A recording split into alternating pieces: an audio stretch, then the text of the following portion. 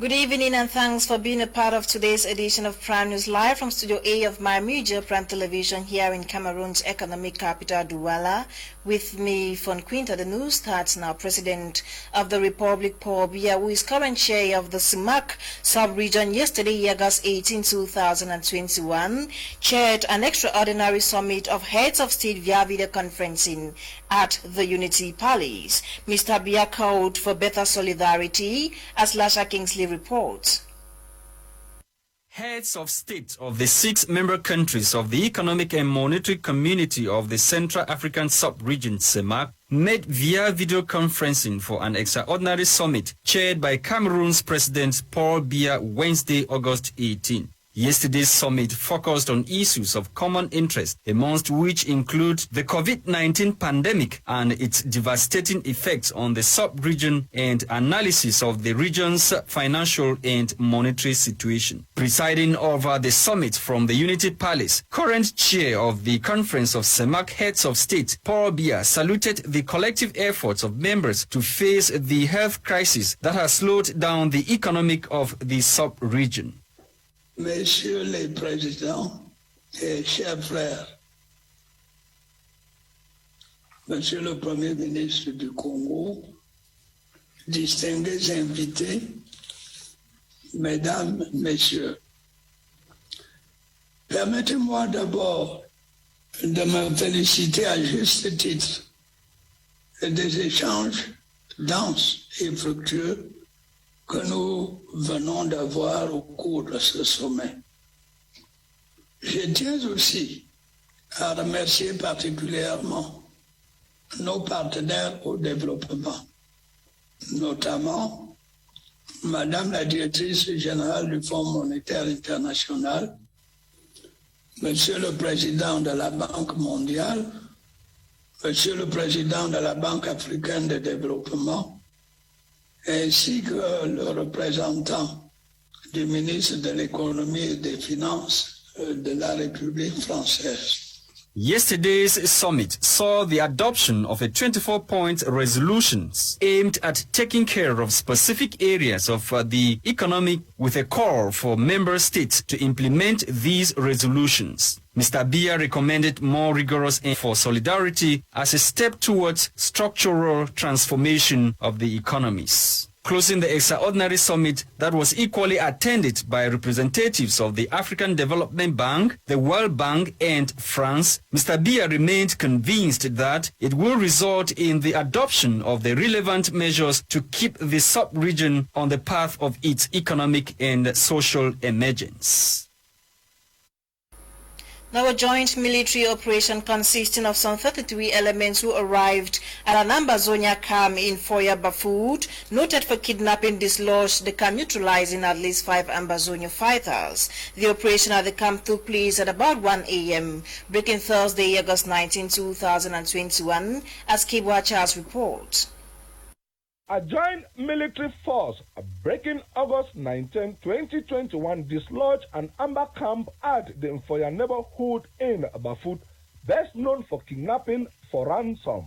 According to Major Onana Conrad, who led the operation with some 33 elements that arrived the amber camp at Mfoya in Bafut, best known for kidnapping, Wednesday 18 August 2021, breaking to the 19th, at about 1 a.m., the kidnappers, armed with 3 AK-47 and 2 locally made guns, attempted to resist, opened fire.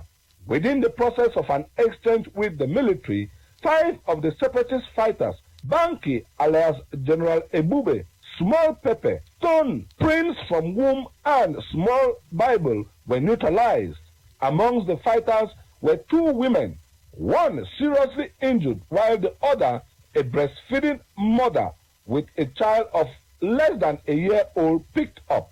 Appreciating the forces for a brilliant catch, Brigadier General Cavalier of the 5th Joint Military Region and a Congwese Divine of the 5th Gendarmerie Region encouraged the soldiers to keep up and ensure hideouts of separatist fighters and kidnappers are dislodged. They both call on the population who've been the victims to collaborate with the forces of law and order who are there for the population with more tips so as to dislodge kidnappers and separatist camps in the region. This brings to note the issue of kidnapping for ransom in Bamenda and other divisions like Menchum and others has been on increase over the past week. Now, security elements in Bojongo, a precinct in Douala Falls subdivision, have arrested a lady accused of 7 poisoned food to 2 minors. The 2 kids, aged 8 and 1 year old, died after eating the food that was served to their mother, student journalist, and internship Bate Susan tells us more. The shocking event that took place in the Douala Falls subdivision, where a woman allegedly killed the children of her neighbor on August 17, 2021, has kept many in doubt and wonder of what could have been the push factor to her action. According to reports, the said woman by name Wahanatu ended up killing the 2 kids of her neighbor Vivian in an attempt to kill her co-wife for reasons not known. Tears flow like running river down the cheeks of Vivian as she cries over the death of her 2 kids, Mabel and Leah, 8 years and 1 year respectively. My neighbor Waimatu came with a bowl of food and fulleri soup. She stood at the door with a dish. My daughter Mabel went and she gave her the food. Then she asked her if the food was for her, and she said no, that it is for your mother. My daughter brought the food and gave me, and I started eating. Later, my girls came, and I left them with the food to continue eating since they were hungry, and I had not yet. Eyewitness accounts say these kids, after eating the food given to them by the neighbor, started feeling unease and cried out for help. On the part of Vivian, the mother to the deceased, she ate the food given to her by Rahanatu with her kids, but was safe after taking an antidote. Immediately, she felt an upset in her stomach. Meanwhile, the antidote did not help her children. After her struggles and efforts to save her kids from the poisons ended up in vain. However, Wayanatu, who was arrested and detained, revealed that the food was meant to target her co-wife and not her neighbor. Vivian, on her part, is still to accept the fact that she will never see her 2 kids again after the sad incident. Now, a boy in his early 20s is currently under custody at the Betwa Gendarmerie Brigade, arrested for wearing a military attire belonging to his uncle. According to him, he had admired the profession and wished to be one. Some the details with Nora Kakipi. Zoc Ivan Claude was caught dressed in military uniforms. The 24-year-old Ivan Claude had been instructed by his uncle, who is a soldier in the army based in Botswana, to pick up his uniforms in his house in Douala and bring them over to the East region where he lives. Upon arriving in Yaoundé, Ivan changed his outfits and got into the military outfit. Unfortunately for him, during one of the checks at a security control post just at the entrance into Botswana, and upon presenting his identification papers, it was quickly revealed that he was simply an impostor. The 24-year-old man, apparently feeling sorry, confessed his love and passion for the job led him to put on the uniforms. He claimed his dreams had always been to become a military man, but all his efforts at getting into the profession had simply proved abortive. He added that he has sat in for the entrance exams 3 times but did not succeed. I left Douala for Yaoundé, and it is in Yaoundé that I wore the trousers and shoes. I love the army. I want to work in the army. According to the chief of anti-criminal units in the East region, Miyopu Patrick, Ivan Claude has violated the law by simply putting on military gadgets. It is against the law in Cameroon and he has to be punished. Zoc Ivan Claude has violated law number 82/19 of November 26, 1982, which stipulates that it is a criminal offense to carry military gadgets about when one is not a military officer. The young man is currently under custody at Gendarmerie Brigade in the East region, awaiting justice. His dream of becoming a military man has simply landed him behind bars. On our Back to School series, Dolin Gande caught up with some students involved in petty trading activities. She sought to find out the reason for this temporary activity and findings in the following report. The third-term vacation period is differently spent by holiday makers in Cameroon. With a long duration for a transitional span into the next level, most pupils and students of the bourgeoisie background either choose this period for relaxation, fun-catching activities, vocational training, catch-up holiday classes, and lots more, while those of the average or low-income earning backgrounds engage into entrepreneurship. Gloria is a student turned fish seller at the Bonamusiji market. My name is Gloria. I'm selling mackerel fish. I started my business last month, and this for this school year, just for this holiday. This is a business I usually do during holiday times. It's not only for school time. Business is a way behind, but we are struggling. Because for now there's no business. Everybody says there's no money. Like here you can see it's 500, year 4 is 1,000. The other ones are 1,000. But when a customer is in front of you, they say it's very share. There's no money. Things are very difficult for us. While some of the young stars could be spotted busy convincing clients to buy their products, others, on the other hand, could be spotted hawking, while for some, wheelbarrow pushing is not reserved for a particular sex, age, or physique. However, talking to these other students, the choice to sell dairy products in the market cuts far beyond the need to prepare for the upcoming academic year, but also as a means to start up life again due to the pranks of the Anglophone crisis. His drive. I'm called Clinton. What I'm doing in the market, I'm just like doing some holiday job for now, for this while. I started this have been almost about some months ago, 3 months later.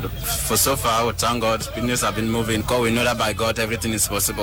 For my parents, yes, I'm doing it just to help them to live a life, Where we live is not our own place. We just live just to make life. Though we never wanted to come in this place, but we face it just the way we see it. I'm not preparing for that to go this year. Because why? Because for financial, and I can't prepare for this year.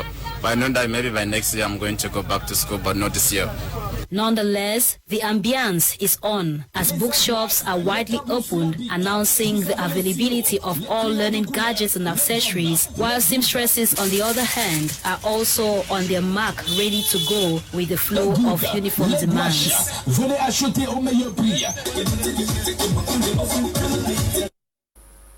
Dolingande reports in there. Now the University of Buea has been selected among other universities in Africa to carry out the project aimed at accumulating COVID-19 data and predicting disease trends on the continent. Details with Crise.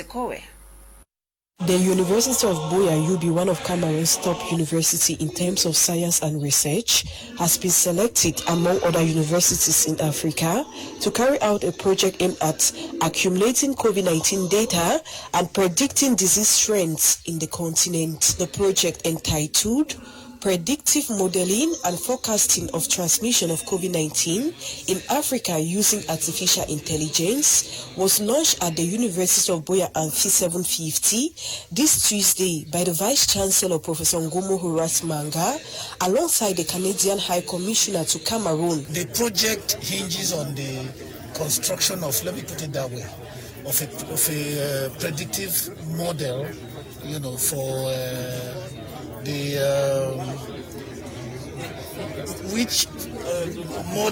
predictive model which forecasts the transmission of COVID. So in real time, you can have the complete evolution of, you can have a complete idea on where we are with respect to the transmission of COVID. What's the impact of that? The impact of that immediately is that it can help policymakers in working out a better national strategy for following up COVID at real time, real time.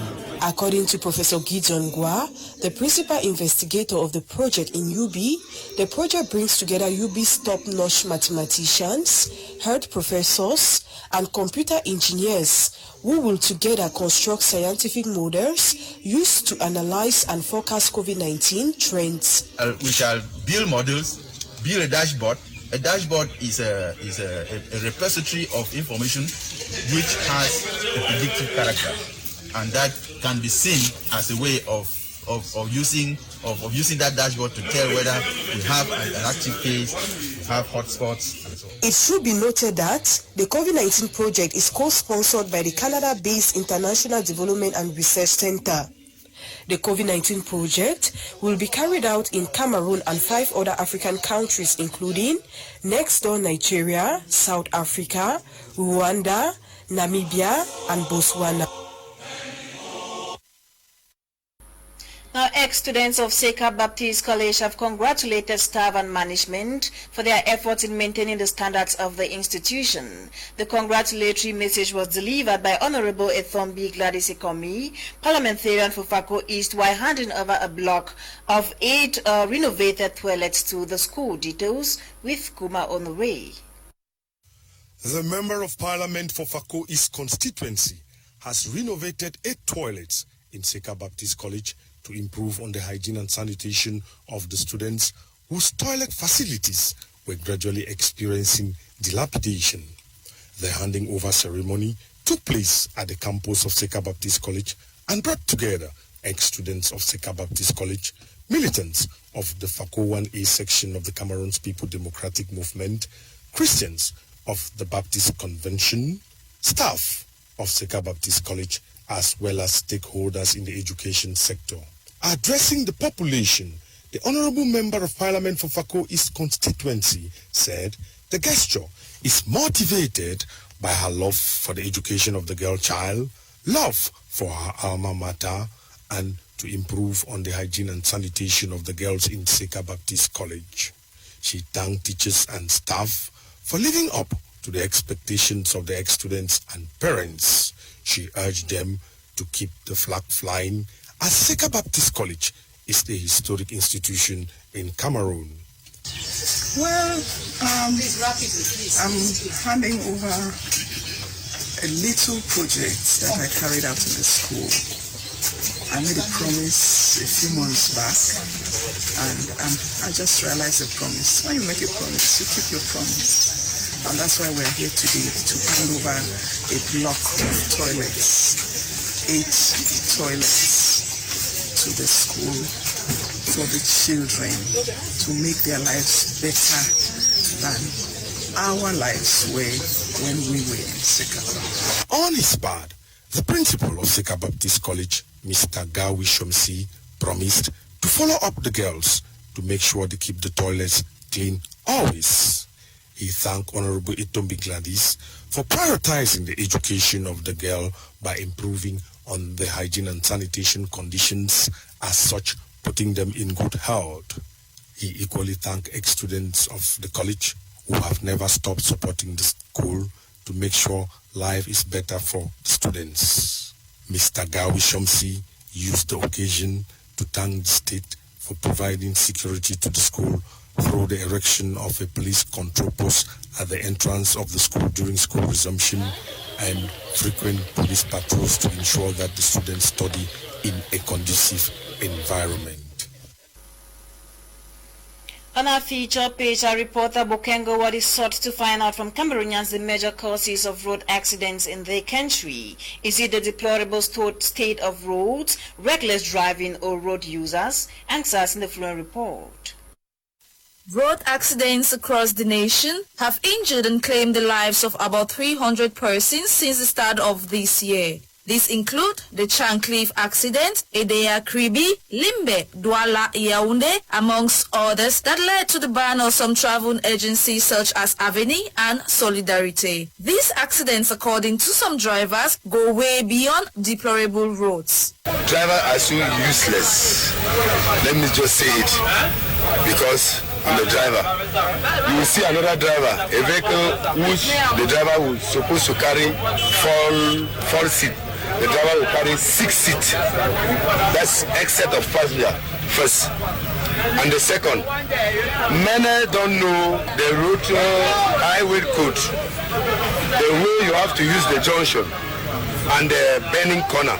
Throwing the blame on both parties, a driver lets out his frustrations. The road is not good. We have good road here in Cameroon. Then secondly, at times the driver contributed to the accident because at times we don't rest. It's only the road, and if I'm not, for example, if I'm not health-wise, it's not advisable for you to drive. Secondly, if you drink, it's not advisable to drive. If you are tired, it's not advisable to drive. So all those things, you have to put it in consideration before even mount the steering. Nonetheless, not giving up hope, these drivers beckon on government to respond to their plea. What I will advise first the government is to first of all arrange the road. When you arrange the road, then from there you can start check on our cars, because at times the car can fail. You understand? When you don't check the car too well, you can find yourself into an accident. So for what I know from now, the first thing is they have to arrange the road. It should be borne in mind that drinking, smoking, answering of phone calls while driving are some acts that do not reflect road safety measures, which is paramount for all and should be prioritized. Now, commercial motorcycle riders in the city of Douala have expressed some challenges they encounter while carrying out their job. Student journalist on internship Nube Naivuna spoke to some commercial bike riders and compiled the following report. Commercial bike riding has become a source of livelihood to some Cameroonians. However, the sector is plagued with numerous challenges such as the bad state of roads, the reckless driving amongst others, as enumerated by some commercial bike riders in the city of Douala. Our bodies are the protectors of the bikes. This is to say, the bike has just two wheels. Drivers you see on the road who have gone to driving school to learn how to drive are not applying it on the road. And so, yeah, it is a jungle. When we walk in the night sometimes, some customers who are nervous and angry go to the level of throwing money at us. We equally have cases of aggression. Aside the satisfaction these bike riders derive from their profession, they confess that the current economic situation of the country leaves them with no option than pick up riding as a profession. What doesn't kill a man makes him stronger. If at the end of the day we find something to eat, we give glory to God. It is because I don't have any choice. I was first working in a company, but due to unpaid salaries, I had to quit. Before quitting, I had saved some money which I used in purchasing this bike. However, road users on their part applaud the unique and distinct services rendered by commercial bikes to the society. As a passenger, I prefer using a bike depending on my destination. The first advantage is that the bike is faster. It's faster than a vehicle. For example, now that there is embouteillage, I cannot wait for a taxi. As I'm traveling now, I need a bike so that I catch up with my own time where I'm going to. Many Cameroonians are of the opinion that whether or not commercial bikes is the most preferred medium of transportation, their impact on communal life, economic activities and daily engagements cannot be undermined. The Nigerian co-host of the 2021 AFCON draws, Mimi Fawaz, has apologized to Cameroonians after making an unpleasant complaint about a mosquito in her hotel room. She says her intentions were harmless, as Alin Sama tells us. Mimi Fawaz, the Nigerian journalist, co-host of the African Cup of Nations draws in Cameroon, has been slammed and criticized by many Cameroonians on some social media platforms for painting a negative picture of the hotel facility where she lodged after making derogative remarks of having a fight with a mosquito in her hotel room, which caused her a sleepless night. Mimi added in a tweet that if she was aware, she would have traveled to the country with an insecticide. However, according to the press lady, the tweet was intended to act as self-mockery and not to belittle the country's accommodation facilities as interpreted by many. She tendered her apologies to all for any offenses her reactions on Twitter might have caused through another tweet, adding that it was not her intention to do so. It is what mentioning that many reactions to her apologies were more softened than when she first tweeted about the nerving mosquito a day back. But Cameroonians have pointed out that as a public figure, her comments about lodging facilities in Cameroon, which will be receiving foreigners in few months, were not pleasant. Nonetheless, it should be noted that the official ceremony of the Total Energies AFCON draws in Yaoundé, Cameroon, co-hosted by Mimi Fawaz and Cameroonian-born Leonard Chatelain, went hitch-free with much pomp and color as outstanding performances, including one from Cameroonian finest artist Salatiel, graced the event.